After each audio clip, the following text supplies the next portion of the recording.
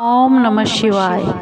नमस्कार हरि प्रेमियों, आपका हमारे YouTube चैनल में स्वागत है। हरि प्रेमियों, कैसे हैं आप? उम्मीद है आप सब अच्छे होंगे। आइए आज का प्रसंग शुरू करते हैं। आज का प्रसंग है श्रावण मास का महात्म्य, अध्याय 4। हरि प्रेमियों, उससे पहले अगर आप हमारे चैनल पर नए हैं तो प्लीज चैनल को सब्सक्राइब जरूर कर लीजिए और बेल आइकॉन को जरूर दबा लीजिए ताकि आप तक हमारे सारे नोटिफिकेशन पहुंच सके। हरि प्रेमियों, आपका एक भी सब्सक्राइब हमारे लिए बेहद मायने रखता है। आइए आज का प्रसंग श्रावण मास का महात्म्य अध्याय 4 शुरू करते हैं। धारणा, पारणा, वर्त, रुद्र परिवर्त और वर्णन में सुगंधा का आख्यान। ईश्वर बोले, हे सनत कुमार, अब मैं धारण पारण वर्त का वर्णन करूंगा। प्रतिपदा के दिन से आरंभ करके सर्वप्रथम पुण्य वाचन कराना चाहिए। इसके बाद मेरी प्रसन्नता के लिए धारण पारण वर्त का संकल्प करना चाहिए। एक दिन धारण व्रत करे और दूसरे दिन पारण व्रत करे। धारण में उपवास तथा पारण में भोजन होता है। श्रावण मास के समाप्त होने पर सबसे पहले पुण्याहवाचन कराना चाहिए। इसके बाद हे मानद, आचार्य तथा अन्य ब्राह्मणों का वरण करना चाहिए। तत्पश्चात पार्वती और शिव की स्वर्ण निर्मित मूर्ति को जल से भरे हुए कलश पर स्थापित कर रात में भक्ति पूर्वक पूजन करना चाहिए तथा पुराण श्रवण आदि के साथ रात भर जागरण करना चाहिए। सुबह अग्नि स्थापन करके विधि पूर्वक होम कराना चाहिए। त्र्यंबक, इस मंत्र से तिल मिश्रित भात की आहुति डालनी चाहिए। उसी प्रकार शिव गायत्री मंत्र से घृत मिश्रित भात की आहुति डाले और पुनः षडाक्षर मंत्र से खीर की आहुति प्रदान करे। तदंतर पूर्ण आहुति देकर होम शेष का समापन करना चाहिए। इसके बाद में ब्राह्मणों को भोजन कराना चाहिए तथा साथ ही आचार्य की पूजा भी करनी चाहिए। हे महाभाग, इस प्रकार से उद्यापन संपन्न करके मनुष्य ब्रह्म हत्या और पाप से मुक्त हो जाता है। इसमें कोई भी संदेह नहीं है। अतएव इस महाव्रत को अवश्य करना चाहिए। हे मुने, अब श्रावण में मास उपवास की विधि को आदर पूर्वक सुनिए। प्रतिपदा के दिन प्रातःकाल इस व्रत का संकल्प करे। स्त्री हो या पुरुष, मन तथा इंद्रियों को नियंत्रित करके इस व्रत को करिए। अमावस्या तिथि को लोक कल्याण करने वाले वृषभ व शंकर की अर्चना पूजा षोडश उपचारों से करे। तदंतर अपनी सामर्थ्य के अनुसार वस्त्र तथा अलंकार आदि से ब्राह्मणों का पूजन करे और उन्हें भोजन करवाए और प्रणाम करके विदा कीजिए। इस प्रकार से किया हुआ मास उपवास व्रत मेरी प्रसन्नता कराने वाला होता है। हे सनत कुमार, मनुष्यों को सभी सिद्धियां प्रदान करने वाले लक्ष्य संख्या परिमित रुद्रवर्ती व्रत के विधान को सावधान होकर सुनिए। अत्यंत आदर पूर्वक कपास के 11 तंतुओं से बत्तियां बनाइए। वे रुद्रवर्ती नाम वाली बत्तियां मुझे प्रसन्न करने वाली होती हैं।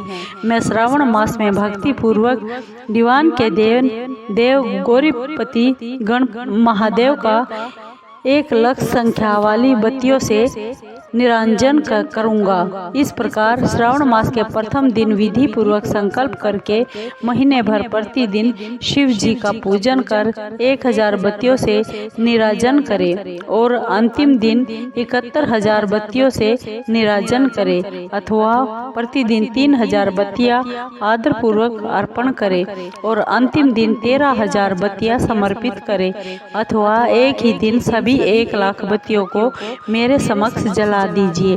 प्रचुर मात्रा में घी में भिगोई हुई जो बत्तियां होती है वे मुझे बहुत प्रिय होती है। तत्पश्चात मुझ विश्वेश्वर का पूजन करके कथा का श्रवण कीजिए।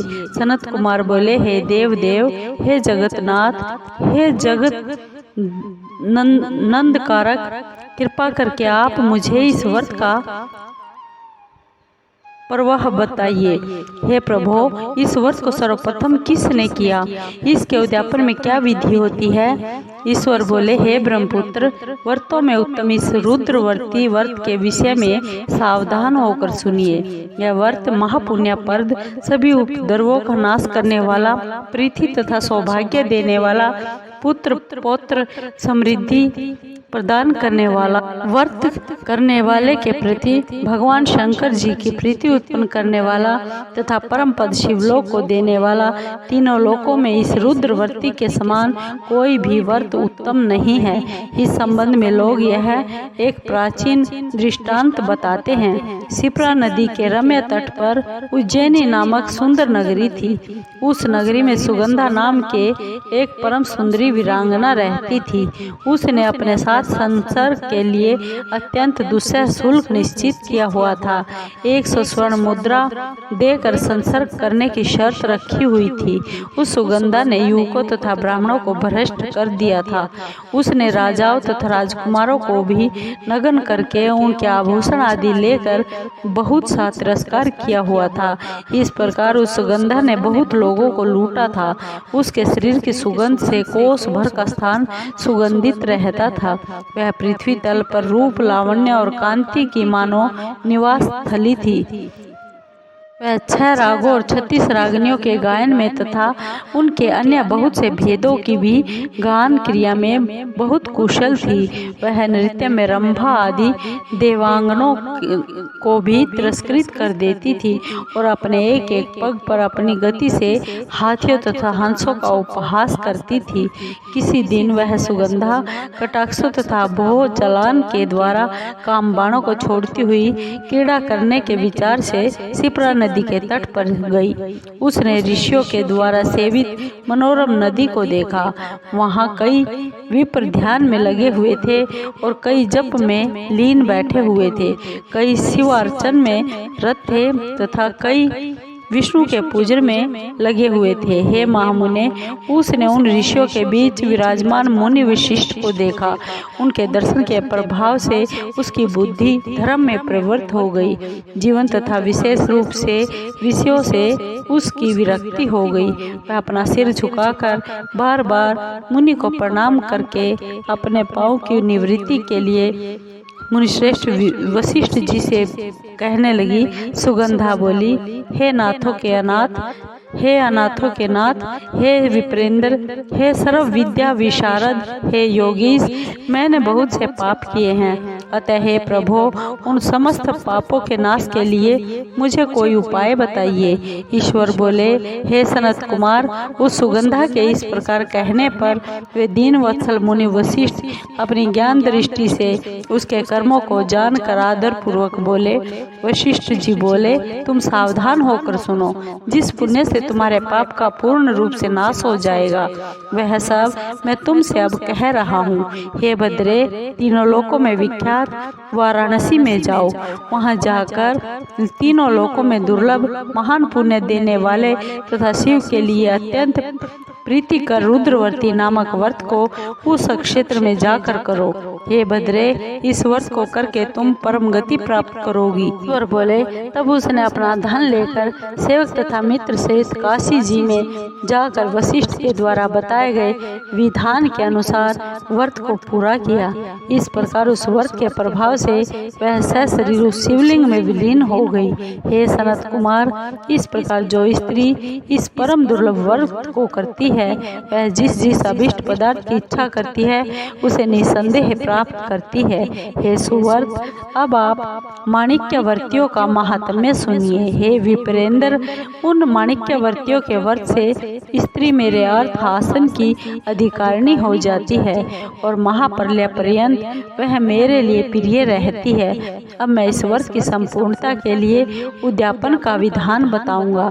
चांदी की बनी हुई नंदीश्वर की मूर्ति पर आसीन स्वर्ण में भगवान शिव की पार्वती सहित मूर्ति को कलश पर स्थापित करना चाहिए और विधि के साथ पूजन करके रात्रि में जागरण करना चाहिए। इसके बाद प्रातःकाल नदी में निर्मल जल में विधि पूर्वक स्नान ध्यान करने के 11 ब्राह्मणों सहित आचार का आचार्य का वर्ण करना चाहिए। उसके बाद रुद्र सूक्त से अथवा गायत्री से अथवा मूल मंत्र से खीर, घृत तथा बिल्वपत्रों का होम करना चाहिए। इसके बाद पूर्ण आहुति होम करके आचार्य आदि का विधिवत पूजा करनी चाहिए तथा सपत्नी 11 उत्तम विप्रों को भोजन कराना चाहिए। हे सनत कुमार, जो स्त्री इस प्रकार से व्रत करती है वह समस्त पापों से मुक्त हो जाती है। उसके बाद विधान पूर्वक कथा सुनकर स्थापित की हुई समस्त सामग्री ब्राह्मणों को दे देनी चाहिए। इसे निश्चित रूप से 1000 अश्वमेध यज्ञों का फल मिलता है। हरि प्रेमियों, ये था श्रावण मास का अध्याय 4 का महात्म्य। आपको ये कैसा लगा? हरि प्रेमियों, अगर आपको अच्छा लगा हो तो प्लीज़ चैनल को सब्सक्राइब कीजिए, लाइक कीजिए, शेयर कीजिए और कमेंट जरूर कीजिए। धन्यवाद दोस्तों। ओम नमः शिवाय।